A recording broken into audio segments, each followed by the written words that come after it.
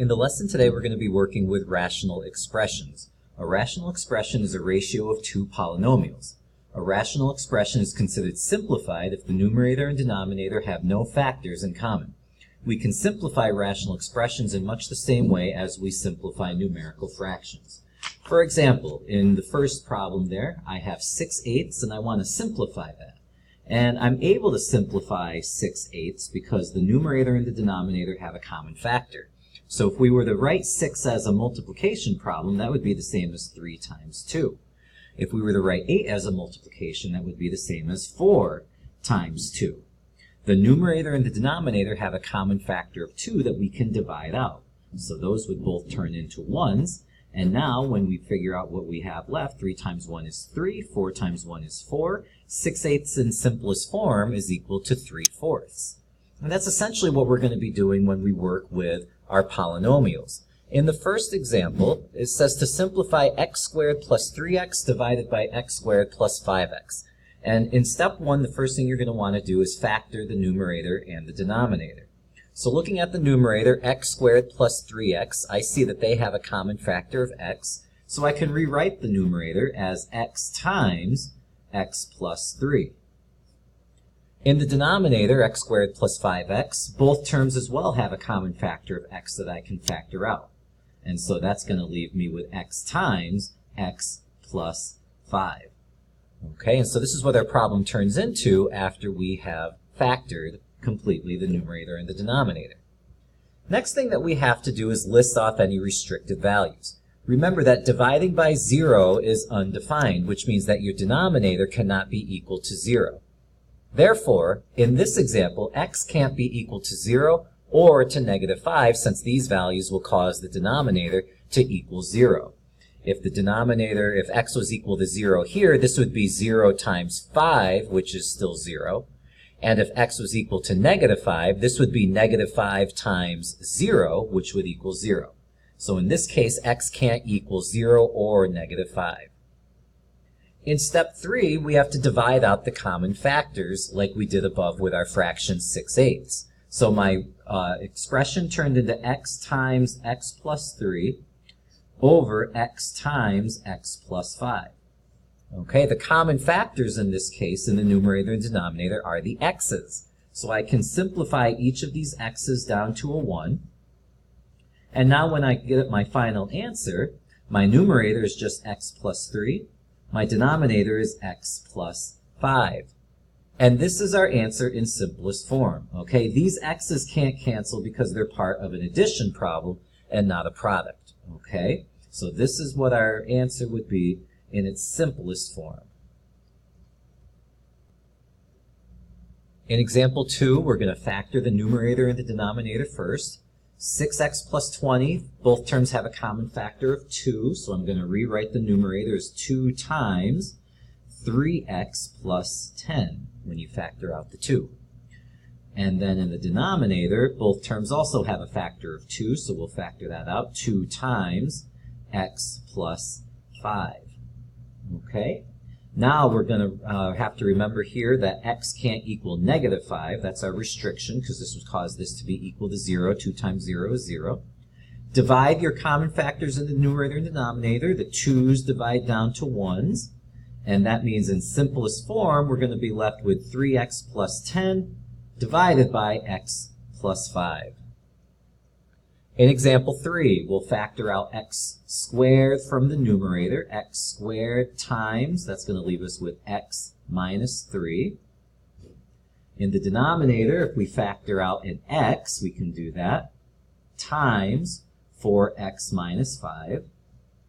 Okay, and now each the numerator and the denominator have a common factor of x. Remember that x squared is x times x. One of those x's will cancel with this x right here. So this x squared is just going to turn into x. Okay? And now when we write our answer in simplest form factored, all right, it's going to be equal to x times x minus 3 all over 4x minus 5.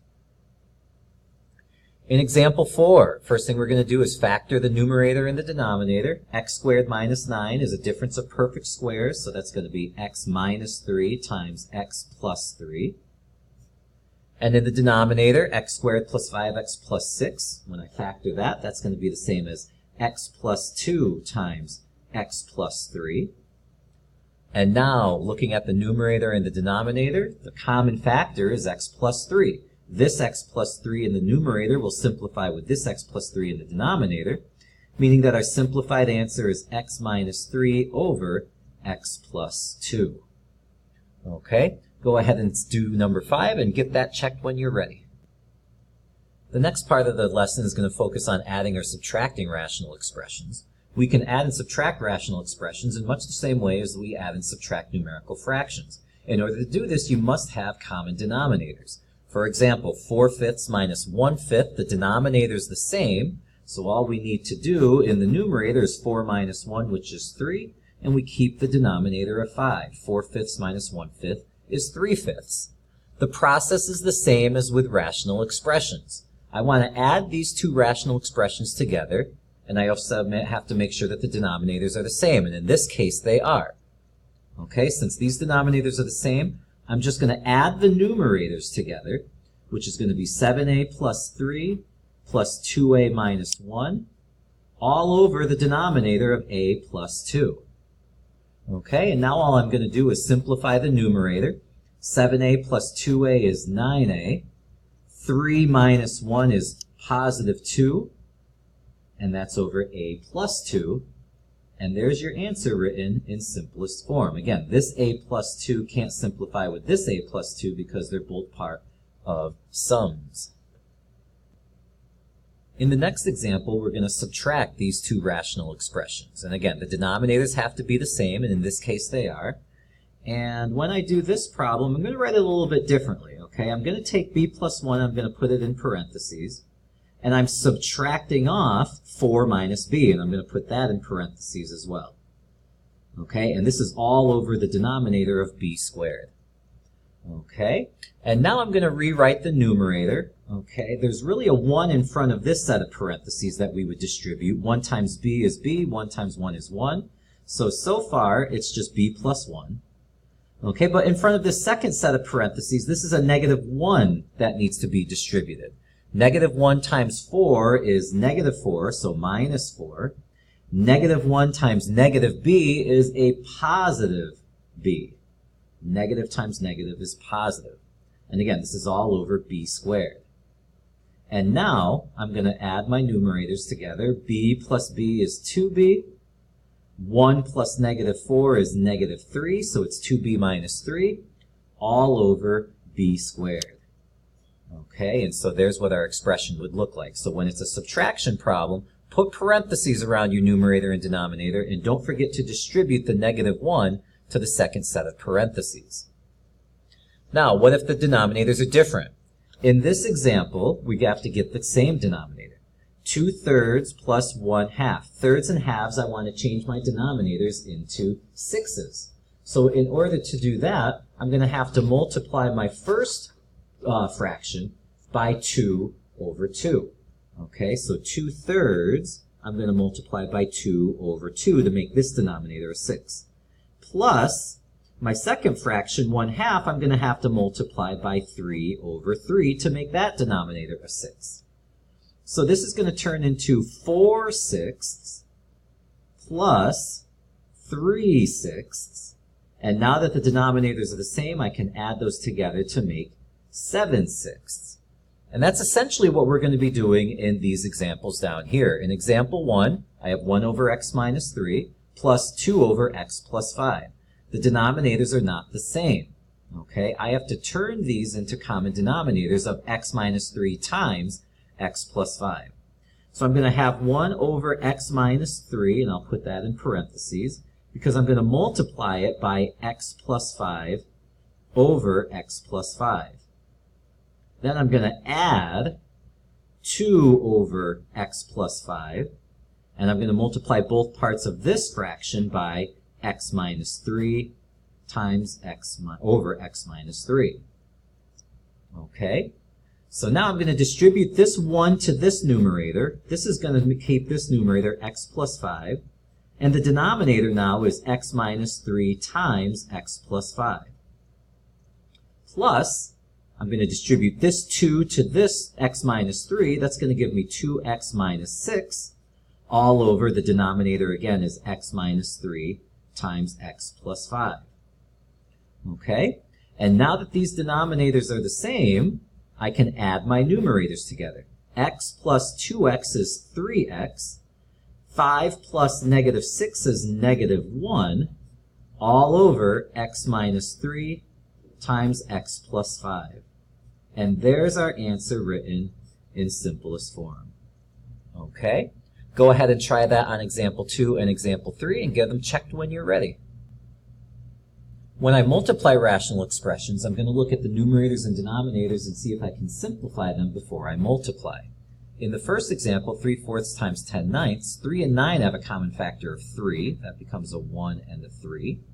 4 and 10 have a common factor of 2. That's going to become a 2 and a 5.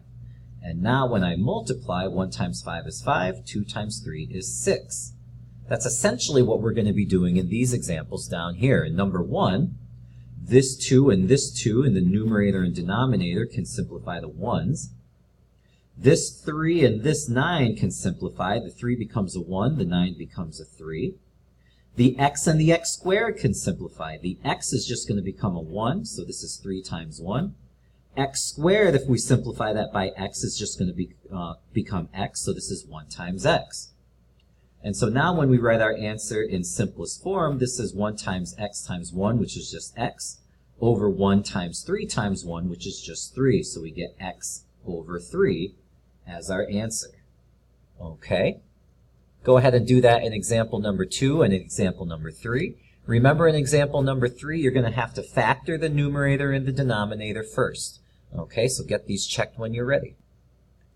When we divide rational expressions, it's important to remember that dividing by a fraction is the same as multiplying by the reciprocal.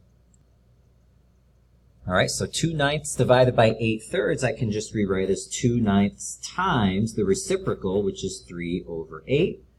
And now I'm going to simplify. 9 and 3 have a common factor of 3. 3 goes into 3 once and into 9 3 times. 2 and 8 have a common factor of 2. 2 goes into 2 once and into 8 4 times. And now when I multiply, 1 times 1 is 1. 3 times 4 is 12. So that's all we're going to do on these examples is multiply by the reciprocal. In number 1, my first fraction is going to stay the same, 3x to the 4th power over 4, times the reciprocal of 9x over 10 is 10 over 9x. And now we'll simplify. 4 and 10 have a factor of 2 in common. That becomes a 2. That becomes a 5. 3 and 9 have a factor of 3 in common. That becomes a 1. That becomes a 3. X and x to the 4th have a common factor of x. The x just becomes a 1, so 3 times 1. X to the 4th becomes x to the 3rd, so 1 times x cubed. And now we multiply to get our answer. 1 times x cubed times 5 is 5x cubed over the denominator. 2 times 3 is 6 times 1 is 6. So we get 5x cubed over 6. In example number 3, I need to factor everything first. So when I factor the numerator, this is going to become x plus 3 times x minus 2 over the denominator, which is going to become x plus 5 times x minus 2. And now I'm going to multiply by the reciprocal of the second fraction. This is going to become x minus 5 over x plus 3. And now I'm going to go ahead and simplify. This numerator x minus 2 and this numerator x minus 2 can become 1s. This numerator x plus 3 and this denominator x plus 3 can become 1s. And that just leaves me in the numerator with x minus 5 and in the denominator x plus 5. And again, this can't simplify anymore because they're all parts of a subtraction or an addition. So there's your rational expression in simplest form. Okay, so go ahead and try the rest of the problems, number 2, number 4, number 5, and come and get those checked when you're ready.